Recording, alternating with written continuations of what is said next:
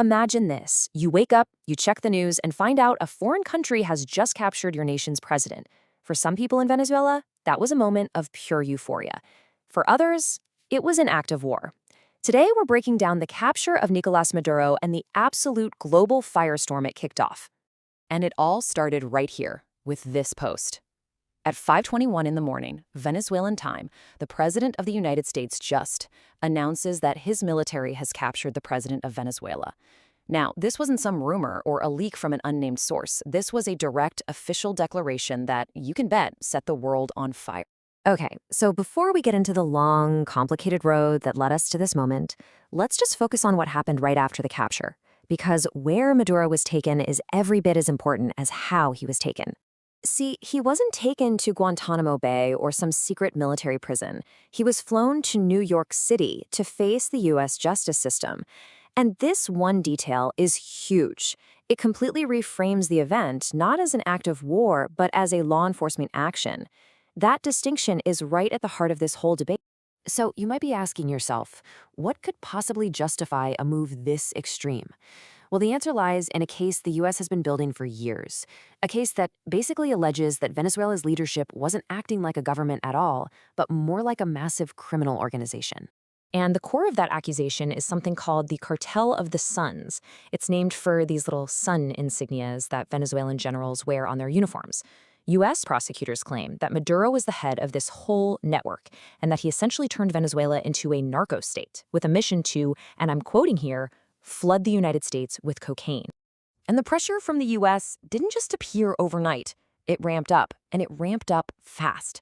It started back in 2020 with an indictment and a $15 million reward.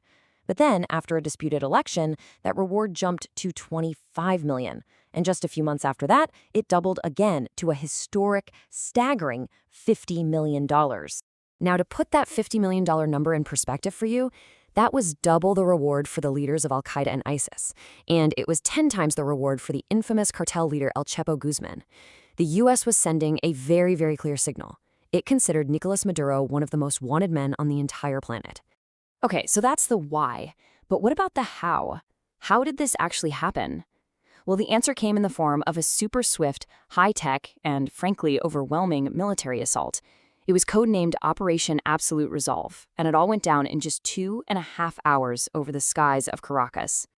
And the scale of this thing was just immense. We're talking more than 150 aircraft, F-22 Raptors, F-35s, bombers, dozens of helicopters, and a whole swarm of drones. This wasn't some quiet, sneaky raid. It was a massive, undeniable projection of American air power right into the heart of the Venezuelan capital. But with that kind of power, there's a human cost. And this is where the two sides tell completely different stories. Venezuelan officials reported that more than 80 people were killed, and that number includes civilians. The United States, on the other hand, reported that only 2 of its soldiers got minor injuries. That huge gap is right at the center of the two conflicting narratives. Was it a clean surgical strike or a deadly indiscriminate attack? The operation itself was pretty straightforward, executed in 3 clear phases. Phase 1, airstrikes hit at 2 a.m., taking out military bases, communication towers, stuff like that. Phase 2, under all that air cover, elite Delta Force soldiers are helicoptered right into the city. And then Phase 3, those soldiers, along with the FBI, raid a compound and make the arrest. Done. The second this operation was confirmed, the world didn't just react. It fractured. Instantly.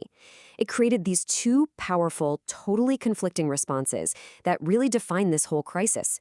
Pure, unadulterated euphoria and absolute condemnation. And the divide was just so stark. On one side, you had total joy.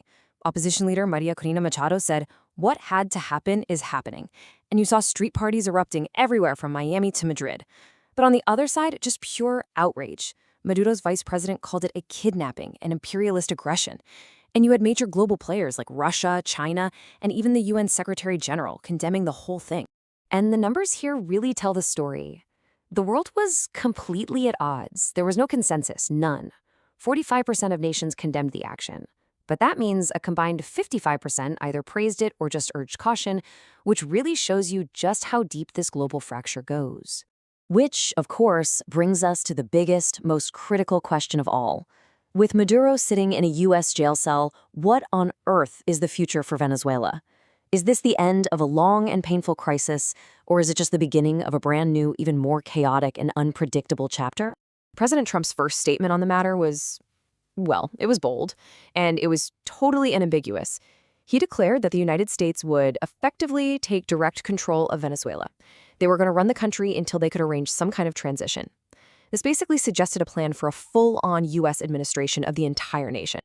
But then, almost immediately after that, you get this, a direct contradiction from his own Secretary of State, Marco Rubio, who stated flat out, the U.S. will not govern Venezuela. I mean, this public disagreement at the very highest level of the U.S. government just created instant confusion about what the actual American policy was supposed to be. And meanwhile, the situation on the ground is, to put it mildly, incredibly complex. Maduro's government, the very structure the U.S. was targeting, is still in place. His vice president just took over.